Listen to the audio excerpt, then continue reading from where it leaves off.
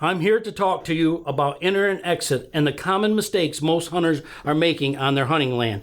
Now here is an example I'd like to explain. Most people have one thick area, a bedding area. The red is for bucks, the yellow is for does. They have a swamp or something.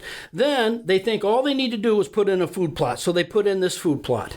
And here's the problem right from day one. The food plot is too big, and here's how the guy's going to enter and exit. He comes in, he walks all the way across the food plot to get into a stand. Now what's going to happen, he put this food plot in, and some does are going to come. And by 3 o'clock, use your own watch, by 3 o'clock, deer are going to start coming into this food plot on the first day of hunting season. And the guy thinks everything's great. But what's going to happen is the big buck ain't coming to that big field. So it's going to get dark, and you got a field full of deer. Now, you get down out of your stand, and you start walking towards your truck, and you're going to hear to the truck. You're bumping deer as you're leaving, and you go, it don't matter, they're does. I'm a buck hunter. But let me explain something to you guys. Does control everything in the woods, just like your household, okay?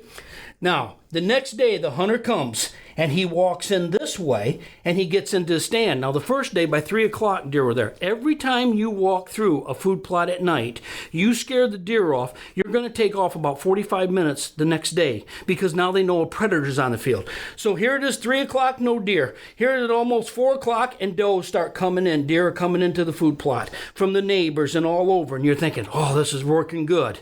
You may even see a little 1.5-year-old buck, but not the big guy you want. We're here to talk about 3.5 and 4.5-year-old bucks and older.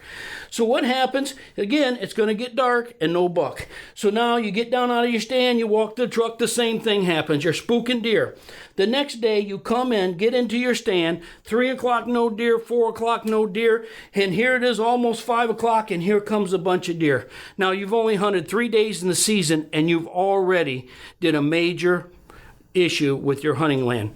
Guys, it's simple as this.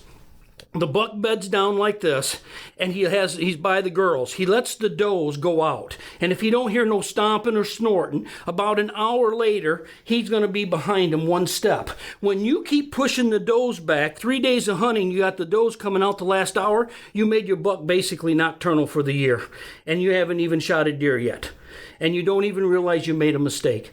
So now let's look at another system. Remember, the red is buck beds. So this property, we're going to put buck beds all over it. The yellow is doe beds. We're going to spread them out. We need bucks and does through the whole entire property. We also split the big field up. We can use grasses. We can use autumn olives. There's many different things. You can plant hedgerows of pines, but we want to split that big field up. But the main thing we did is we put in these little killing food plots all around the big food. Now this is going to help us a lot. We also added a few watering holes, and all the little red dots are our stand locations. Now, come to hunt. We come in, go right down through the middle of the field because the deer are in the woods during daylight, 3 o'clock in the afternoon.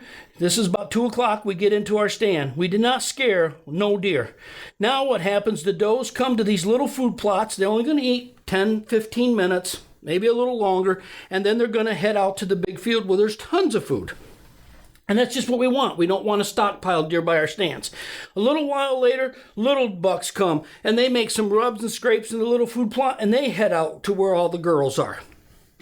But here it's getting dark, and let's just say the buck didn't watch my seminar, and he didn't show up. It happens. Nothing's 100%.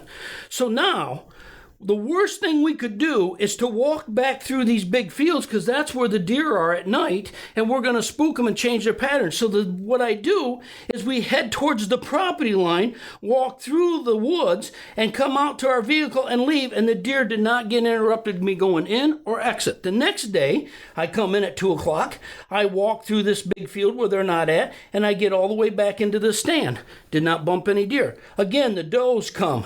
And then the little bucks come, and they all head out to the field.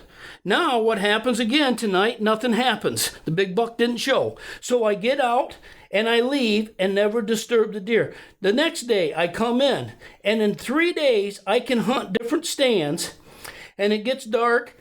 no buck, and I can leave and never disturb the deer. Guys, you have to be able to hunt and never change the doe pattern. On my property, I can hunt all during gun season and the does still come out at 3 o'clock. Most people, after 2 days of hunting to 3 days, the deer are dramatically coming out the last hour to an hour and a half before dark, and this makes your hunting hard. So guys, this is the basics. There's so much more you need to talk about, but for right now, this is what we're talking about, enter and exit.